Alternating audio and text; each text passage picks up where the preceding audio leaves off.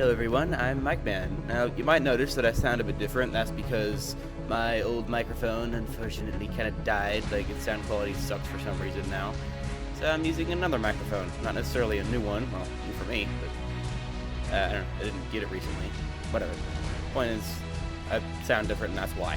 So, anyway, we're in Space Engineers again, and it's had an update. To call this update big would be like saying that nuclear bombs make a bit of a mess. This is the biggest update that has ever happened for this game. In fact, it pretty much makes it a game rather than like a physics sandbox tech demo. It's amazing. So, what is it, you ask? Well, if you play Space Engineers, you'll probably know, but we create the new world here. There are a few new prestarts. So you got the ones we always had down here. But here, Easy Start Earth, Easy Start Mars, Easy Start Alien, Easy Start Moon, Solar System. Yes, that's right. There are planets in the game now. This is amazing. This is added only 2 days ago as of when I'm recording this, and probably as of when it's released as well. So, yeah, this is incredible. So I'm just going to load up the star system here. Yeah. Also, the new music is absolutely amazing. I did not edit that in or anything. That is the new music of the game. Pretty awesome.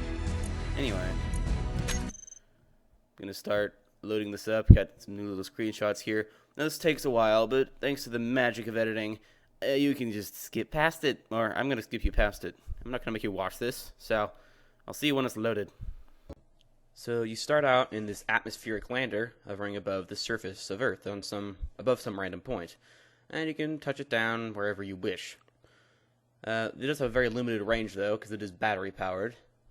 And, yeah, you can see there's big thrusters there. I'll get to those in a second. They're really cool, added new in this update.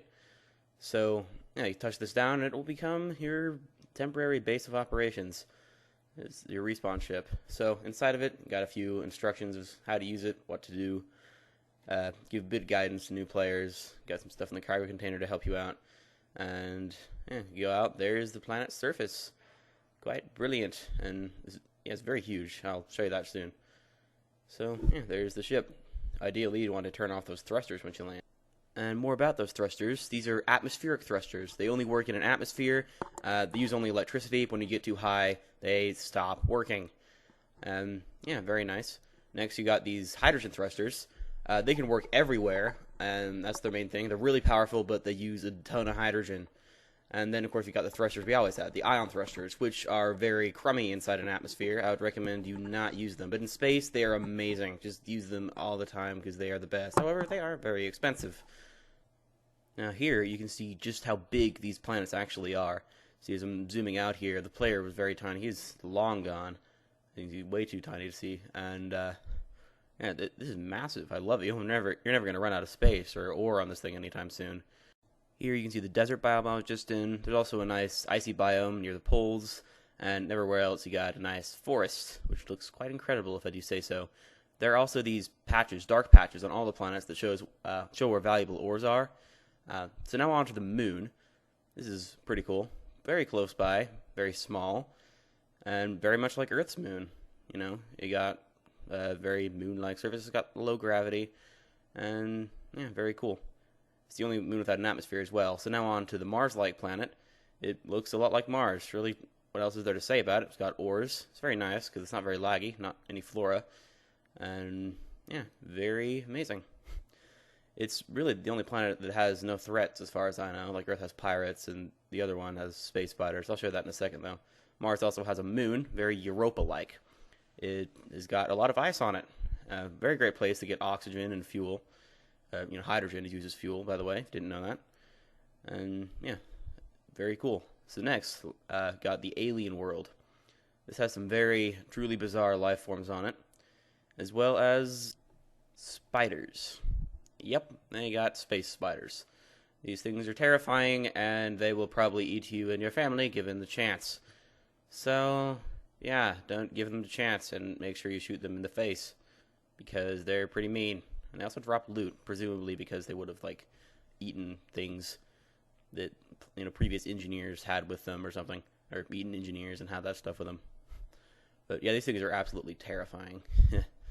Next, we got the alien planet's moon. This is a very Titan-like one, just like Saturn's moon Titan. It's got oceans on it, very thick atmosphere. Very nice. It's got oceans, which, unlike on the real Titan, are actually water, not methane. And like the other oceans in the game, these are actually ice, not a solid. And also, low gravity here that I'm demonstrating. And more spiders, just like on the alien world. And yeah, they will try to eat you, so you gotta be careful of that. These guys are kind of scary. Yep, but they're awesome, because, space spiders. Who wouldn't like a space spider unless you're being eaten by one? So, here's a little fly through the star system, give you a bit of an idea of the distances between things. Looks very cool, and very majestic. I love how the planets look. It should also be noted that you can spawn planets in the Control-Shift F10 menu by using the process you see here. Just, select it all, do all the stuff in the menu, and, spawn it in, and it'll load up. Takes a bit of time. Yeah, you can do that to put planets in old worlds. So that's planets. Please note that I haven't even really scratched the surface here. There's so much about them that I didn't cover. Stuff like what ores are in each one, and atmosphere density. They're so different in so many ways. One thing that should be noted is that these planets do not move, and the sun actually rotates around them to do the day and night cycle. That's kind of unfortunate that they were unable to make the planets move, but it's already kind of lacking enough as is. It's pretty impressive that they got what they have good enough to be able to run on, many medium-end computers, I guess. On sort of medium high-end, and it's running just fine. I had to lower the graphics settings a bit, but it's working. I do get occasional frame rate drops and everything when I'm loading in things, but it usually does very fine. So, I do highly recommend you watch the developer's video of this update. It's actually become the official Space Engineers trailer. It's actually absolutely incredible. So I'm going to link to that into the description so you can see that for yourself. It's amazing. Anyway, that's all I have for you today. I'm MikeMan7918, and I will see you next time.